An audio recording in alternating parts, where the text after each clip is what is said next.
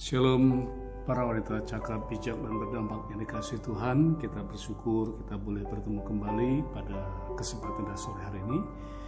Kita telah beberapa waktu tidak dapat mengikuti ibadah sebagaimana biasa, dan puji Tuhan pada sore ini Tuhan berkati kita dalam pertemuan. Tuhan mempertemukan kita, memberkati kita, dan pada sore hari ini saya ingin mengajak para wanita cakap, bijak, dan berdampak menikmati kebenaran firman Tuhan yang akan menjadi bekal bagi kita semua, agar kita dapat menjadi wanita-wanita yang cakap, bijak, dan berdampak bagi kebenaran Tuhan. Oleh karena itu kita akan bersama merenungkan firman Tuhan yang terambil dari kitab 1 Raja-Raja pasal yang ketiga ayat yang ke-24 sampai dengan ayat yang ke-27 yang berbunyi sebagai berikut. Sesudah itu raja berkata, "Ambilkan aku pedang." Lalu dibawalah pedang kepada raja. Kata raja, "Penggalah anak yang hidup itu menjadi dua, berikanlah kepada yang satu, dan yang setengah lagi berikanlah kepada yang lain." Maka kata perempuan yang empunya anak yang hidup itu kepada raja, sebab timbullah belas kasihannya kepada anak itu, katanya, "Ya tuanku, berikanlah kepadanya bayi yang hidup itu, jangan sekali-sekali membunuh dia." Tetapi wanita yang lain itu berkata, "Supaya jangan untukku ataupun untukmu penggalah." Tapi raja menjawab, katanya, "Berikanlah bayi yang hidup itu, dan jangan sekali-sekali membunuh dia. Dia itulah ibunya." Tuhan memberkati. Para wanita yang dikasihi oleh Tuhan, firman Tuhan yang kita renungkan pada sore hari ini kita ambil dari peristiwa di mana ketika itu dua orang pelacur yang sama-sama tinggal dalam satu rumah, dan mereka sama-sama melahirkan anak yang berbeda. Yang satu anaknya mati oleh karena ia tiduri ketika ia tertidur, sementara yang lain anaknya hidup, dan keesokan paginya ketika ia mendapati anaknya pada malam hari, maksud saya ketika mereka sedang tertidur dan dia mendapati anaknya mati, maka anak yang mati diberikan kepada wanita yang lain, sementara anak yang hidup diambil dan diakuinya sebagai anaknya. Karena keesokan paginya ketika mereka sama-sama terbangun, wanita yang memiliki anak yang hidup ini terkejut dan tidak bisa menerima kenyataan, dan mereka mengadukan persoalan mereka kepada Salomo yang bertindak sebagai raja pada saat itu. Nah, melalui firman Tuhan yang kita simak pada sore hari ini, firman Tuhan membekali kita dengan kebenaran yang luar biasa. Dan izinkan saya memberi judul tema renungan kita pada sore hari ini adalah perjuangan iman yang seorang ibu yang sejati. Sekali lagi, perjuangan iman seorang ibu yang sejati. Seorang ibu yang sejati atau seorang wanita yang sejati, ia memiliki tanggung jawab yang tidak kecil dan tanggung jawab yang sungguh luar biasa. Begitu banyak tanggung jawab yang harus dihadapi oleh para wanita Kristen, yang mana tidak jarang tanggung jawab itu menimbulkan atau mendatangkan tekanan yang hebat yang sangat berpotensi menimbulkan depresi. Demikian juga dari berbagai penelitian medis ditemukan bahwasanya stres merupakan penyebab utama timbulnya berbagai penyakit. Maka tidak heran jikalau wanita kita seringkali dikategorikan sebagai fisiknya lemah dan lain sebagainya, tapi sesungguhnya yang menjadi masalah adalah karena beratnya beban hidup yang harus ditanggung, beban fisik, beban mental, beban sosial, dan masih banyak beban-beban lainnya. Dan kali ini saya ingin menantang saudara untuk menyebutkan salah satu pekerjaan atau posisi atau jabatan atau tanggung jawab yang lebih berat daripada yang lebih berat selain daripada menjadi seorang ibu rumah tangga. Nah, saya ingin buktikan kepada saudara-saudara yang kasih dalam Tuhan bahwasanya tidak ada tanggung jawab yang lebih berat dan lebih besar daripada menjadi seorang wanita yang berstatus sebagai ibu rumah tangga.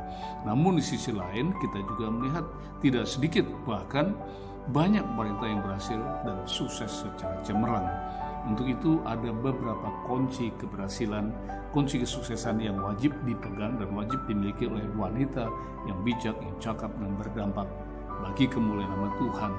Oleh karena itu, pertama, perjuangan seorang ibu yang sejati adalah memperjuangkan hak hidup bagi anaknya. Bayangkan, seorang wanita yang mengandung janin sampai menjadi embrio dan sampai menjadi jabang bayi dalam rahimnya, itu dikandung selama 9 bulan. Dan selama 9 bulan seorang wanita itu harus menanggung dan harus rela berkorban apa saja asalkan bayi di kandungnya itu dapat tetap hidup. Bahkan seorang wanita yang sedang mengandung dan menantikan kelahiran bayinya, ia rela melakukan apapun demi keselamatan anaknya dan melakukan apa saja asalkan anaknya itu tetap hidup. Seperti yang kita dapati dalam kitab 1 Raja-Raja pasal 3 ayat 24 sampai dengan 26 yang 27 yang baru saja kita baca. Bagaimana ia sudah berjuang untuk melahirkan anak ini, dan ketika anak yang dilahirkannya ini direbut dan diambil dan ingin dikuasai oleh wanita lain, maka wanita ini harus berjuang untuk menjumpai seorang raja. Menjumpai seorang raja pada zaman Salomo bukanlah perkara yang mudah. Ada perkara yang sungguh sangat luar biasa, harus menanti antrian, menanti perkenan raja dan banyak hambatan dan rintangan lainnya untuk mendapatkan hal tersebut. Namun demikian, dengan gigih, dengan pantang menyerah, wanita ini berusaha dan berjuang dengan sekuat tenaga untuk mendapatkan apa yang menjadi miliknya, yaitu anaknya. Yang pertama dari sikap atau tindakan wanita ini dikatakan sebagai berikut dalam ayat yang ke-26 dari 1 Raja-Raja pasal yang ketiga tadi, disebutkan sebagai berikut. Maka perempuan yang punya anak yang hidup itu kepada raja, sebab timbullah belas kasihannya terhadap anak yang dilahirkannya itu.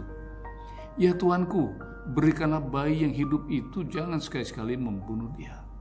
Seorang ibu rela kehilangan haknya, rela kehilangan segala-galanya asalkan ia bisa mendapatkan anaknya dalam keadaan tetap hidup, dalam keadaan tetap sehat. Jadi seorang wanita yang sejati, seorang pejuang iman yang sejati adalah seorang ibu yang rela dan menghabiskan waktunya, menghabiskan sumber daya yang ada pada dirinya hanya demi memperjuangkan hak hidup anaknya. Oleh karena itu dikatakan di sini, dia bertekad untuk menginginkan agar anak itu tetap hidup walaupun dia kehilangan. Sejadi tidak bisa memeluk buah hatinya, ia tidak bisa membuat, tetapi ia rela kehilangan asalkan anaknya tetap hidup. Oleh karena itu dia katakan, sebab timbullah belas kasihan terhadap anak itu, ya Tuanku, berikanlah bayi itu yang hidup itu, jangan sekali-kali membunuh dia.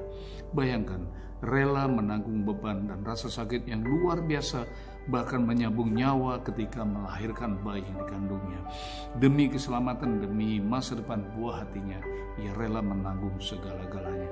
Inilah ciri wanita yang takut akan Tuhan, inilah ciri wanita yang cakap dan berdampak, dan inilah ciri wanita yang bijak. Inilah perjuangan iman seorang wanita. Tidak ada yang lebih berat, tidak ada yang besar daripada pengorbanan seorang wanita di dalam mengasuh, melahirkan, membesarkan, dan mendidik anak-anaknya. Perjuangan yang kedua adalah perjuangan iman seorang ibu yang sejati, adalah mempersiapkan anaknya agar kelak menjadi generasi ilahi. Sekali lagi, perjuangan seorang ibu yang sejati adalah mempersiapkan anaknya agar menjadi generasi ilahi. Menyelamatkan anak yang dilahirkan dari ancaman bahaya itu sudah merupakan perjuangan. Tetapi perjuangan seorang wanita ternyata tidak berhenti sampai di situ. Sebab apa? Sebab ia harus mendidik dan membekali anaknya dengan iman agar bertumbuh menjadi pribadi yang mengenal Tuhan.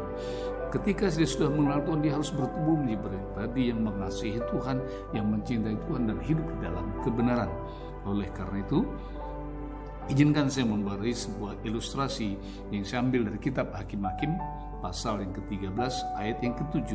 Hakim-Hakim pasal yang ke-13 ayat yang ke-7 berbunyi sebagai berikut. Tetapi ia berkata kepadaku, engkau akan mengandung dan melahirkan seorang anak laki-laki. Oleh sebab itu, janganlah minum anggur atau minum yang memabukkan, jangan makan sesuatu yang haram. Sebab sejak dari kandungan ibunya sampai hari matinya, anak itu akan menjenazir Allah. Saudaraku dan saudariku yang kasih dalam Tuhan, para wanita bijak yang dikasihi oleh Tuhan, kisah ini adalah kisah pertemuan istri Manoah, seorang wanita yang mandul, seorang wanita yang secara fisik tidak akan mungkin pernah bisa rahimnya terbuka dan melahirkan seorang anak. Namun berkat anugerah Tuhan, berkat kemurahan Tuhan, malaikat Tuhan datang mengunjungi istri Manoah ini ketika ia sedang berada di rumah, sementara suaminya sedang pergi ke ladang. Kemudian malaikat Tuhan ini menyampaikan kabar baik kepada istri Manoah, dan malaikat ini berkata kepada istri Manoah bahwa ia akan mengandung dan melahirkan seorang anak laki-laki. Ketika wanita dipercaya oleh Tuhan untuk rahimnya diberkati dan rahimnya akan dipakai oleh Tuhan dan rahimnya akan dihadirkan oleh Tuhan seorang anak laki-laki, maka Tuhan memberikan persyaratan-persyaratan yang harus dilakukan untuk mengasuh, mendidik, dan membesarkan anak yang dikandung oleh istri Manoah ini. Apa yang Tuhan inginkan? Yang Tuhan inginkan ada beberapa poin yang Tuhan perintahkan untuk dilakukan oleh istri Manoah ketika ia mengandung, melahirkan, dan membesarkan. Jadi tidak cukup hanya mengandung, tidak cukup hanya melahirkan, tidak cukup hanya membesarkan. Ada step-step dan ada langkah-langkah yang harus dilakukan. Yang pertama-tama disebutkan di sini bahwasanya, sekali lagi bahwasanya istri Manoah harus memenuhi beberapa persyaratan atau kriteria yang ditetapkan oleh Tuhan demi mengandung, membesarkan, dan mengasuh anak yang dipercayakan oleh Tuhan kepadanya ini. Oleh karena itu, izinkan saya mengajak Bapak Ibu untuk merenungkan apa yang Tuhan perintahkan kepada istri Manoah ketika ia dipercaya oleh Tuhan untuk diberkati dan melahirkan seorang generasi kerajaan Allah yang merupakan milik Tuhan. Jadi yang pertama, izinkan saya mengingatkan, seorang wanita adalah seorang pribadi yang sangat luar biasa, berharga di mata Tuhan, seorang pribadi yang sangat istimewa di mata Tuhan, karena dari seorang wanita lah Tuhan mempercayakan generasi-generasi kerajaan Allah itu dilahirkan. Nah, oleh karena itu, untuk dapat menjadi seorang wanita yang melahirkan generasi-generasi kerajaan Allah, ada ketetapan-ketetapan yang ditetapkan oleh malaikat Tuhan kepada istri Manoah dan juga kepada para wanita yang bijak, yang cakap, dan berdampak. Yang pertama dikatakan sebagai berikut. Oleh sebab itu anak itu tidak boleh minum anggur atau minuman yang memabukkan. Dengan demikian, yang pertama, anak yang dihasilkan atau anak yang dilahirkan itu harus dididik untuk menjadi pribadi yang bermoral, pribadi yang berakhlak, pribadi yang hidup dalam kebenaran seperti yang dikatakan firman Tuhan di dalam Efesus pasal yang ke-5 ayat yang ke-18. Firman Tuhan berbunyi sebagai berikut: dan janganlah kamu mabuk oleh anggur, karena anggur menimbulkan hawa nafsu, tetapi hendaklah kamu penuh dengan Roh. Diingatkan, dan janganlah anakmu itu mabuk, janganlah kamu dan anakmu itu mabuk oleh anggur. Kenapa?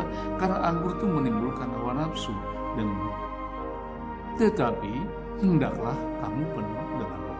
Kita diingatkan satu perkara. Yang pertama, orang percaya tidak boleh mabuk oleh anggur duniawi. Orang percaya dilarang oleh Tuhan untuk terlena, terlarut atau sukacita duniawi. Kenapa? Sukacita duniawi hanya membuat orang lupa diri dan berpaling dari Tuhan. Sukacita duniawi dan perkara-perkara duniawi hanya memisahkan orang dari Tuhan. Apalagi sampai mabuk perkara-perkara duniawi, maka hanya akan menyeret orang itu pada kebinasan kekal. Dan Tuhan melarang hal ini. Oleh karena itu dikatakan orang percaya tidak boleh mabuk oleh anggur atau terhanyut oleh kenikmatan duniawi, kesenangan-kesenangan duniawi, dan kesukaan ataupun apa saja yang berasal dari dunia. Sebab apa? Sebab semuanya itu yang pertama bersifat hanya sementara saja, dan yang kedua semuanya itu hanya bersifat fana, dan yang ketiga semua itu hanya membuat orang terlena dan akhirnya apa?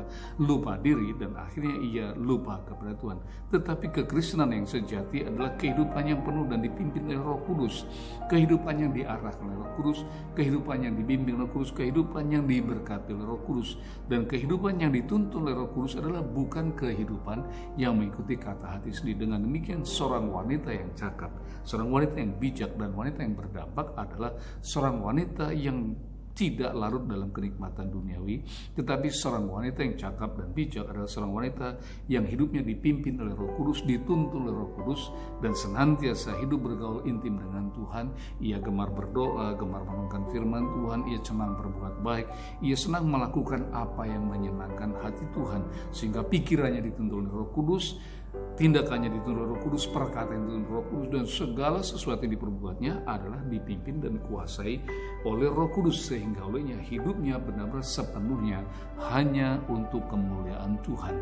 Demikian juga ketika seorang wanita yang bijak, seorang wanita yang cakap, dan seorang wanita yang berdampak dikuasai Roh Kudus, maka ia akan mengasuh anaknya, mendidik anaknya, dan membesarkan anaknya menurut pola-pola ilahi, yaitu menurut apa yang diperintahkan oleh Tuhan kepada anak tersebut. Seperti kita bisa melihat dari apa yang dilakukan oleh Zipora. Sekali Zipora, seorang yang begitu mengasihi Tuhan, seorang yang dibesarkan di tengah-tengah keluarga yang tidak mengenal Tuhan. Tetapi ketika ia menjadi istri Musa, maka apa yang ia perbuat? Yang ia perbuat adalah bagaimana ia mengadaptasikan dirinya dengan Musa yang takut akan Tuhan, yang hidup dalam kebenaran. Sehingga olehnya ketika suatu kali Musa dalam perjalanannya menuju Mesir untuk menggenapi firman Tuhan, di tengah jalan Tuhan berikhtiar untuk membunuh Musa karena Musa belum disunat. Kenapa Musa belum disunat? Karena Musa ketika dilahirkan dan dia diasuh dibesarkan oleh keluarga Fir'aun, sehingga ia tidak disunat. Dan ketika ia dipanggil Tuhan, dipilih oleh Tuhan untuk menjadi alat Tuhan, Musa dalam keadaan tidak bersunat, tidak sebagaimana layaknya orang-orang Yahudi. Kenapa demikian? Karena pada saat Musa dilahirkan, bayi-bayi laki-laki dari kaum Ibrani semuanya dibunuh oleh Fir'aun, hanya Musa yang selamat dari pembinasaan tersebut. Dan karena itulah Musa tidak sempat disunat. Nah, kita lanjutkan kembali. Ketika Tuhan memanggil Musa dan memerintahkan Musa untuk menjadi alat untuk membawa orang Israel keluar dari tanah Mesir, apa yang Tuhan katakan kepada Musa? Tuhan akan memakai Musa secara luar biasa. Namun demikian, ketika Musa bertindak dan melakukan kehendak Tuhan, ada satu yang lupa Musa lakukan, yaitu menyunat dirinya. Nah, oleh karena itu ketika ia lupa menyunat dirinya, pada suatu malam ketika Tuhan berikhtiar membunuhnya, istrinya melihat hal itu ketika malaikat Tuhan datang dan akan membunuh Musa, maka dengan penuh inisiatif dan inisiatif ilahi, dengan pimpinan Roh Kudus, istri Musa segera mengambil pisau dari batu, kemudian mengerat ujung kulit katan dari Musa, sehingga selamatlah Musa. Seorang wanita yang cakap, yang bijak, berdampak. Ia bukan hanya memproteksi anak-anaknya, ia bukan hanya memproteksi keluarganya, tapi juga ia punya hubungan yang intim dengan Tuhan, punya hubungan yang karib dengan Tuhan, sehingga ia tahu apa yang dia perbuat ketika masa-masa yang sulit. Oleh karena itu, sekali lagi, seorang Kristen yang sejati, seorang wanita Kristen yang sejati adalah seorang wanita yang tidak mabuk oleh anggur kenikmatan dunia, tidak terlena dan tidak tergiur untuk menjadi sosialita dengan barang-barang yang branded, mewah dan lain sebagainya. Bukan berarti tidak boleh mengenakan barang-barang mewah, bukan menjadi seorang sosialita yang hidupnya penuh dengan glamor, dan juga bukan berarti tidak boleh glamor. Kita berpakaian mewah, boleh memiliki barang mewah, boleh tidak berdosa. Namun kalau kita sudah terobsesi dan kita mabuk oleh kenikmatan dunia, maka kita akan larut dan terlena untuk menikmati kenikmatan dunia, dan kita lupa tugas dan tanggung jawab kita sebagai wanita yang cakap, yang bijak dan berdampak. Oleh karena itu, jadilah seperti Zipora yang tahu bergaul dengan Roh Kudus, berintim dengan Tuhan, sehingga kehidupannya senantiasa sepenuhnya dipimpin Roh Kudus, dikuasai Roh Kudus, sehingga ia menjadi seorang wanita yang kuat, wanita yang cakap, yang berdampak. Dan demikian juga Tuhan, demikian juga saudara-saudara dalam Tuhan, ia mendapat kesanggupan dan kemampuan untuk melakukan kehendak Tuhan. Oleh karena itu, jadikanlah firman Tuhan sebagai makanan rohani setiap hari, agar para wanita ini sebagai seorang wanita dapat menjadi wanita yang cakap, yang berdampak, dan bagi kemuliaan nama Tuhan, yang dapat menjadi seorang pejuang iman yang sejati, yang mempersiapkan anak-anak yang menjadi generasi ilahi seperti yang dilakukan oleh istri Manoah. Ia bertanya kepada Tuhan ketika Tuhan memberkati ketika Tuhan berjanji dan memberkati dengan sebuah janji bahwa ia akan melahirkan, maka dengan rendah hati ia bertanya kepada Tuhan, apakah yang harus ia perbuat agar ia mengasuh dan membesarkan anak yang Tuhan percayakan kepadanya.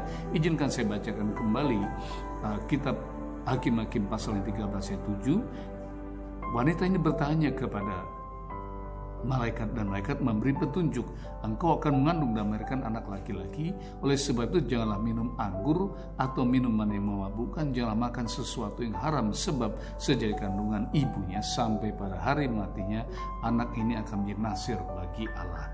Apa yang maksud kata malaikat ini? Yang pertama, istri Manoah tidak boleh mabuk anggur, istri Manoah tidak boleh terlena dengan perkara-perkara duniawi seperti yang saya sampaikan tadi. Yang kedua, istri Manoah tidak boleh makan sesuatu yang haram. Apa artinya? Istri Manoah tidak boleh mencemari hidupnya, mencemari hatinya, mencemari pikirannya dengan perkara-perkara yang tidak berkenan di hadapan Tuhan. Kenapa? Karena firman Tuhan mengingatkan kepada kita satu perkara yang begitu penting yang seringkali tidak disadari oleh para wanita. Izinkan saya mengingatkan para wanita bijak dan cakap berdampak pada saat ini di dalam Mazmur pasal yang ke-139. Sekali lagi, Mazmur 139 ayat yang ke-15 berbunyi sebagai berikut. Tulang-tulangku tidak terlindung bagimu. Ketika aku dijadikan di tempat tersembunyi, aku direkam di bagian-bagian bumi yang paling bawah. Firman Tuhan ini mengingatkan bahwa Tuhanlah yang membentuk dan menjadikan seorang pribadi. Tuhanlah yang menghadirkan seorang pribadi dalam rahim seorang wanita. Dikatakan tulang-tulangku tidak terlindung bagimu. Tidak terlindung bagi Tuhan berarti Tuhan mengetahui sampai detil-detil. Tuhan mengetahui siapa yang sedang dikandung, dan Tuhan punya program untuk seorang pribadi yang dikandung oleh seorang wanita. Dan dikatakan ayat yang berikut, ketika aku dijadikan di tempat yang tersembunyi, artinya ketika seorang anak dibentuk, dirajut, dijadikan oleh Tuhan, diciptakan dalam rahim ibunya, sekalipun tempat yang tersembunyi, Tuhanlah yang berkarya, Tuhanlah yang membentuk. Dan kemudian apa yang dikatakan ini? Aku direkam di bagian-bagian bumi yang paling bawah. Direkam artinya apa? Mengadopsi segala sesuatu yang terjadi dalam diri ibunya, menyerap segala sesuatu yang dikatakan, yang dipikirkan, yang dinikmati atau dikonsumsi oleh ibu yang mengandungnya.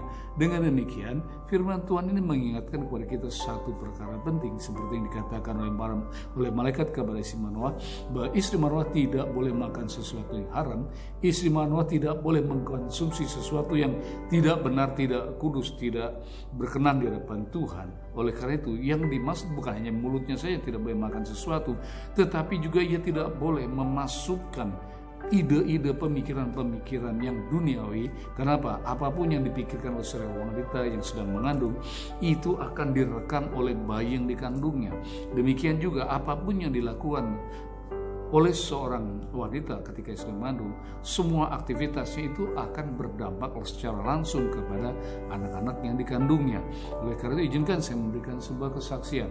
Ketika saya baru pertama kali berumah tangga, saya bergumul dan saya berjuang untuk menjadi seorang ayah, dan saya berjuang dan bergumul untuk menjadi seorang yang benar di mata Tuhan.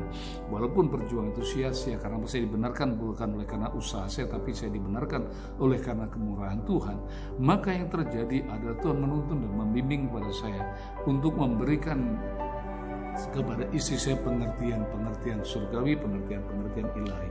Saya mulai diskusi dengan istri saya, mulai berbincang-bincang dengan istri saya bagaimana bersikap, bagaimana bertindak, bagaimana hubungan saya dengan istri agar harmonis, agar sinergis, agar saya memahami, saling mengerti dan lain sebagainya.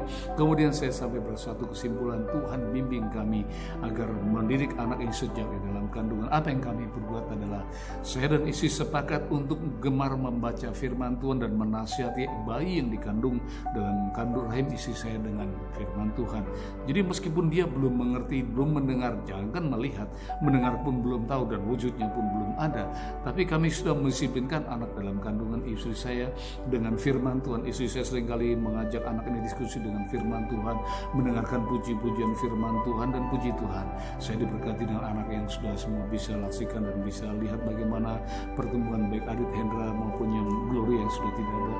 Semuanya adalah bagi kemuliaan Tuhan dan semuanya hidup dalam kebenaran.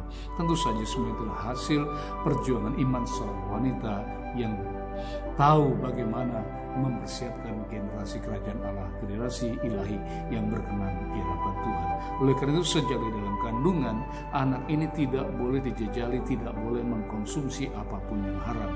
Kenapa? Karena ada alasan ilahi. Alasan ilahinya adalah sebab anak yang di dalam kandungan ibunya itu sampai harinya adalah seorang nazir bagi Allah. Apa itu seorang nazir?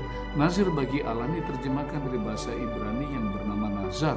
Nazar itu artinya dipersembahkan hanya untuk Tuhan. Jadi anak ini dipisahkan secara khusus untuk Tuhan. Artinya apa? Anak yang ada dalam rahim seorang wanita itu adalah kepunyaan Tuhan yang harus dipersiapkan untuk kepentingan Tuhan, yang harus diarahkan untuk kemuliaan Tuhan, dipersembahkan kepada Tuhan dan dipisahkan dari perkara-perkara duniawi untuk kemuliaan Tuhan. Itu sebabnya kita harus menjadi seorang wanita cakap yang berdampak bagi kemuliaan nama Tuhan. Poin yang terakhir pada kesempatan sore ini yang ingin saya bagikan kepada para wanita yang cakap yang berdampak dan bijak bagi kemuliaan Tuhan adalah yang terakhir itu, perjuangan iman seorang perjuangan iman yang sejati dari seorang ibu adalah mendidik serta membekali anak-anaknya dengan iman dan ilmu. Kenapa iman dan ilmu? Iman membuat kita semakin dekat kepada Tuhan. Iman membuat kita mengenal Tuhan, dan ilmu membuat otak kita berpikir secara jernih sehingga kita bisa membedakan mana yang benar, mana yang tidak benar, mana yang kehendak Tuhan dan mana yang bukan kehendak Tuhan. Oleh karena itu izinkan saya membacakan firman Tuhan yang terambil dari kitab Amsal pasal yang pertama ayat yang ke-8 dan ayat yang ke-9 berbunyi sebagai berikut. Hai anakku, dengarkanlah didikan ayahmu dan jangan menyia-nyiakan ajaran ibumu. Sebab karangan bunga yang indah itu bagi kepalamu dan suatu kalung bagi lehermu. Yang menarik adalah di sini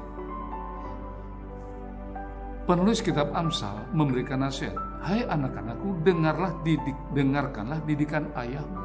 Tidak berarti sampai pada didikan ayah, dikatakan secara tegas, dan jangan menyia-nyiakan ajaran ibumu.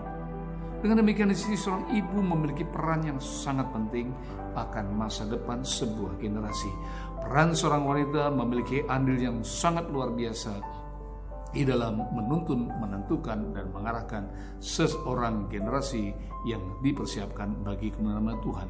Dikatakan selanjutnya, sebab karangan bunga yang indah itu bagimu, kepalamu, dan kalung bagi lehermu. Kalimat ini memiliki beberapa makna. Yang pertama, ketika dikatakan jangan menyia-nyiakan ajaran ibumu, ini terjemahkan dari bahasa Ibrani yang sangat menarik yang izinkan saya akan bacakan bagi saudaraku dan saudara kasih dalam Tuhan. Di dalam naskah Ibrani, ayat ini berbunyi sebagai berikut. Shema beni musar aviga velach titos torat Mimecha, Immecha, Torat Immecha. Torat Immecha adalah Torat ibumu, hukum peraturan ibumu. Dengan demikian seorang wanita atau seorang ibu yang melahirkan itu diberi oleh Tuhan ketetapan, diberi oleh Tuhan suatu otoritas, suatu kemampuan, suatu kapasitas, bahwa perkataannya, bahwa didikannya, bahwa arahannya itu merupakan hukum, merupakan Taurat. Dan hukum artinya adalah seperti diilustrasikan seperti, kalau di bahasa Indonesia dikatakan sebuah kalung, tetapi dalam naskah aslinya, naskah aslinya kalung ini bukan sebuah kalung, diterjemahkan dari kata anak. Kata anak ini sendiri memiliki pengertian yang sangat luar biasa. Kata anak ini sendiri diterjemahkan dari kata dari bahasa Ibrani yang memiliki pengertian yang sangat dalam, yaitu yang pertama, anak itu adalah sebuah kalung yang terbuat dari besi yang dikalungkan pada leher. Yang pertama sebagai tanda atau identitas. Identitas bahwa anak itu adalah milik keluarga tertentu. Yang kedua, kalung itu kalau diilustrasikan seperti sama halnya dengan sebuah kuk yang dipasangkan atas sepasang ekor lembu yang dikendalikan, diarahkan untuk membajak. Dengan demikian, kalung ini artinya adalah kendali bahwa seorang ibu diberi otoritas untuk mengendalikan, untuk mengarahkan, untuk menentukan. Oleh karena itu, kita buktikan secara ilmiah bahwa seorang anak itu akan lebih banyak menduplikasi sikap tindak tanduk tutur kata ibunya. Kenapa? Sejak di dalam kandungnya ia sudah bergaul dengan ibunya. Ketika ia dilahirkan ia bergaul dengan ibunya. Ketika ia balita ia bergaul dengan ibunya. Ketika ia mulai bertumbuh dan mulai belajar merangkap, mulai belajar berjalan, ia bergaul dengan ibunya. Bahkan ketika ia menjadi anak-anak ia bergaul dengan ibunya, remaja bergaul dengan ibunya, dan waktunya lebih banyak bergaul dengan ibunya dibanding dengan bapaknya. Dengan demikian alangkah besar, alangkah hebat, alangkah banyaknya tanggung jawab seorang wanita, peran seorang wanita di dalam mempersiapkan sebuah generasi kerajaan Allah, sebuah generasi ilahi. Oleh karena itu, seorang wanita yang diberi kesempatan oleh Tuhan untuk mendidik, untuk mengajarkan anak-anaknya, yaitu kepada diberikan Taurat. Taurat artinya adalah hukum atau ketetapan.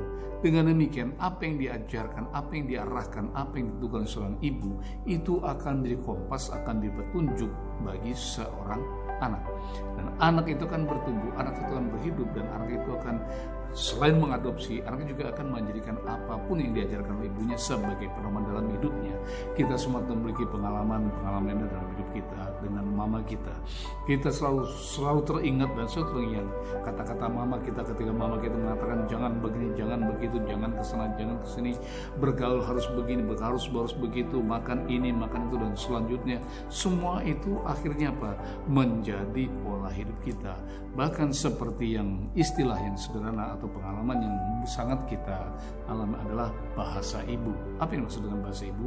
Bahasa ibu adalah bahasa yang pertama kita kenal dan bahasa yang membesarkan kita. Seorang anak yang dibesarkan oleh keluarga yang berbahasa Inggris, maka ia akan berbahasa Inggris dan tidak akan bisa berbahasa lain. Nanti setelah bertumbuh, setelah ia bergaul dengan masyarakat, dia baru mengerti bahwa dunia luas ada bahasa Inggris, ada bahasa lain.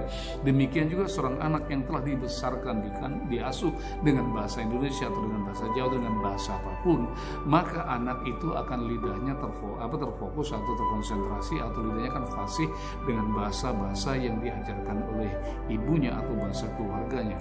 Nah, oleh karena itu izinkan saya menggunakan ilustrasi sebagai pengingat bagi kita semua. Apapun yang diajarkan oleh seorang ibu, apapun yang didoktrinkan oleh seorang ibu, apapun yang diarahkan oleh seorang ibu bagi anaknya, itu akan menjadi penentu masa depan bagi anaknya. Oleh karena itu setiap kalimat, setiap perkataan yang diucapkan, setiap doktrin yang disampaikan oleh seorang ibu itu akan dihukum, akan menjadi peraturan hidup seseorang yang disebut sebagai pribadi. Oleh karena itu, kalau kita ingin menjadikan anak-anak kita sebagai generasi ilahi, jadilah seorang wanita, seorang pejuang iman yang sejati, yang membekali anak-anaknya, mendidik anak-anaknya dengan hikmat dan dengan kebenaran, dengan iman dan ilmu, agar mereka kelak menjadi wanita, kelak mereka boleh menjadi anak-anak yang benar. Dan berbahagialah seorang wanita yang berhasil mengasuh, berhasil mendidik, berhasil membesarkan anak-anak di jalan benaran, sehingga mereka kelak bertumbuh menjadi mahkota bagi kemuliaan Tuhan dan menjadi mahkota bagi orang tuanya itu sendiri. Tuhan memberkati. Semoga firman Tuhan yang telah kita simak dan dengar bersama-sama ini menjadi bekal bagi kita dan buat memotivasi kita dan mengingatkan kepada kita bahwa kita adalah wanita yang sangat berharga dan sangat luar biasa di mata Tuhan. Sebab kepada kita Tuhan mempercayakan untuk mempersiapkan generasi ilahi yang mempermuliakan Tuhan. Dalam nama Tuhan Yesus kita bersyukur Tuhan, mari kita bersatu dalam doa. Tuhan Yesus, terima kasih untuk firman-Mu yang begitu indah yang telah kami terima. Kami berdoa untuk para wanita cakap bijak berdampak dari GB Rahmat Allah. Tuhan berkati para wanita ini agar mereka boleh menjadi wanita yang cakap, yang bijak, yang berdampak, agar mereka boleh mendidik, mengasuh anak-anak yang Tuhan percayakan kepada mereka menjadi generasi-generasi kemuliaan Tuhan, agar mereka boleh mendidik, mengasuh anak-anak ini di jalan kebenaran, sehingga di hari tua mereka boleh menikmati apa yang telah mereka tabur. Dalam nama Tuhan Yesus, berkati para wanita Tuhan dengan hikmat ilahi, dengan urapan dan kuasa-Mu, sehingga mereka boleh menjadi wanita yang mempermuliakan nama Tuhan. Dalam nama Yesus kami bersyukur, masih berdoa, haleluya, amin. Puji Tuhan. Sampai bertemu kembali di program WCB GB Rahmat Allah yang akan datang. Tuhan